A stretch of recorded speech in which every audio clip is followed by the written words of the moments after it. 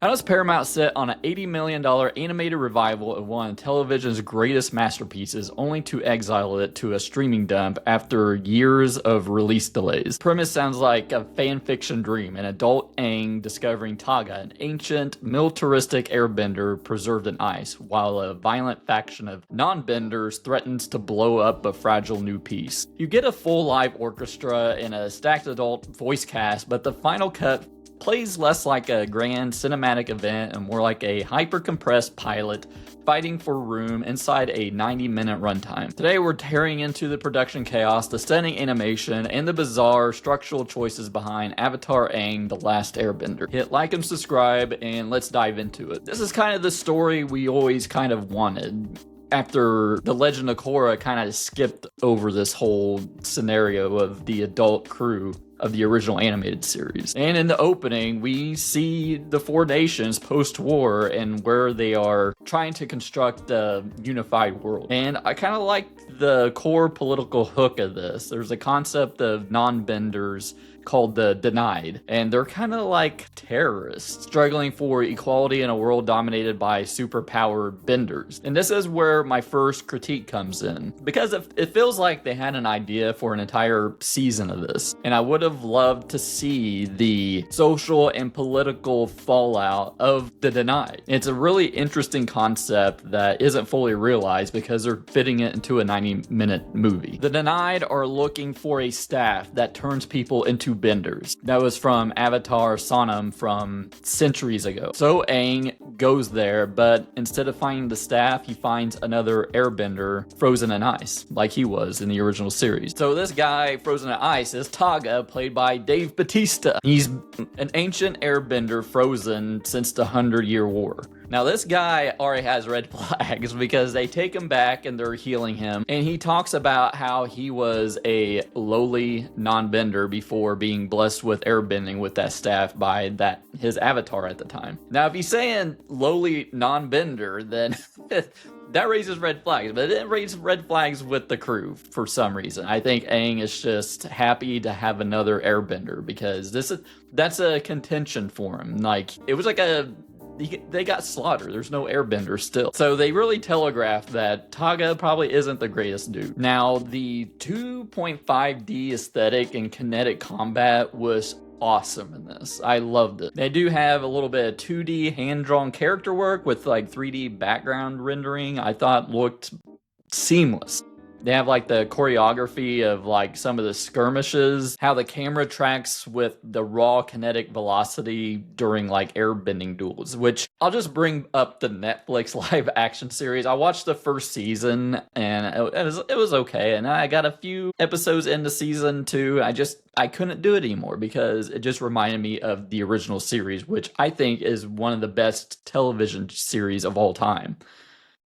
And after watching this, I think I made the right decision to bail on the show because I had a lot of problem with the casting and everything. They can't even compared to the animated series with like the choreography, the bending, just how kinetic it is. And I think this movie goes even harder with that. It feels like high-octane Dragon Ball Z clashing, especially at the very end. And the thing is like they have a whole orchestra with this music. It feels like world bending and immense and at a theatrical scale. And this was supposed to be at theaters. I do have like a surround sound and OLED TV, and it was like pushing the limits of that. This should have been in theaters. So bringing it back to Avatar Studios and DiMartino and Konietzko, I guess I probably butchered the name. They exited the live action show because they wanted total creative autonomy, and I think they should have probably got it. But there is sort of an irony to that, like, you know, they were fleeing Netflix to build like a flagship theatrical feature only for Paramount to bump the release date twice and dump it straight into Paramount Plus. I won't go into it now, but I hope they don't get Warner Brothers. I really do. And then they have like a complete voice cast overhaul to transition the gang into adulthood, bringing Eric Nam as Aang and Steven Yeun as Zuko. I mean, you know, replacing like iconic legacy voices like Mae Whitman feels a little jarring at first. But I mean, like Jessica Matten and the new cast ground the characters in mature adult weight. So I thought the transition was pretty seamless after you get used to it. But I want to talk about the ending, where it's going, and some of the criticisms I have for it. So if you want to see my spoiler-free final thoughts, check the chapter down below. But let's talk about that ending and the themes. Taga pretty much kills the gang, but Katara is able to revive them all from the spirit water. It's so strong, I guess. And Taga steals Sonam's energy staff to forcibly gift airbending to the Denied. And there's another problem I had with it. Denied knew how to airbend better than like all these other benders who've been doing it for decades, but whatever. So Sonam's spirit reveals Taga was imprisoned by his post-genocide vengeance against the Earth Kingdom.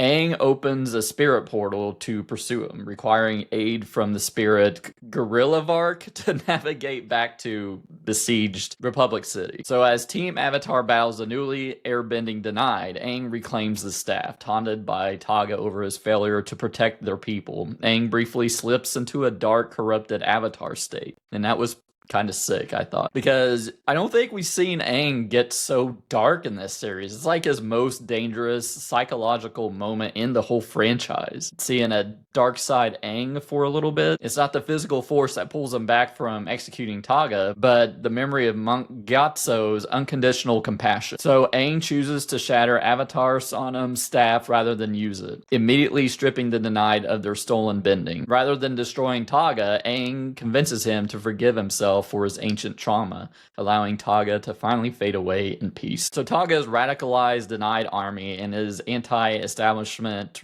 rhetoric laid the explicit ideology framework for Vahir's Red Lotus faction decades later in The Legend of Korra. And there's like an emotional payoff at the new air temple, welcoming human acolytes while discovering a surviving wild herd of sky bison, proving culture has passed through living values rather than forced power. So you have like the trap of vengeful preservation. Taga represents the dark path of survivor's guilt, trying to honor a lost culture by militarizing it and enforcing supremacy over others. And there's, you know, the breaking the cycle of trauma. Aang's refusal to kill Taga proves that true air nomad heritage lies in radical forgiveness. And healing requires processing grief, not weaponizing it against the world. In the price of systemic inequality. The Denied were radicalized by Taga highlights the lingering tension between benders and non-benders, which I think would have been an excellent thing to explore if this was a season instead. But it does foreshadow the political power keg in Republic City. And look, Avatar Aang, The Last Airbender isn't perfect. You can feel the structural strain of a story that desperately wanted to be 10-episode season rather than a compressed 90-minute feature. The Denied subplot could have been expanded into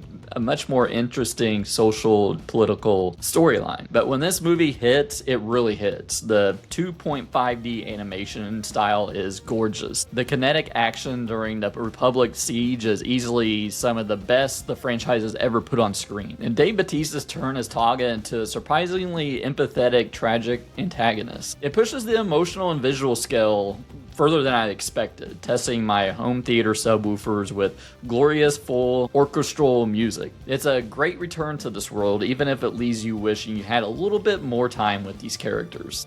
So I'm giving Avatar Aang, The Last Airbender a 4 out of 5. But what did you think of Avatar Aang, The Last Airbender? Let me know down in the comments below. If you enjoyed this video, hit that like button and consider subscribing. If you want to support the channel a little further, hit that join button down below. Thanks for watching, and I'll see you next time.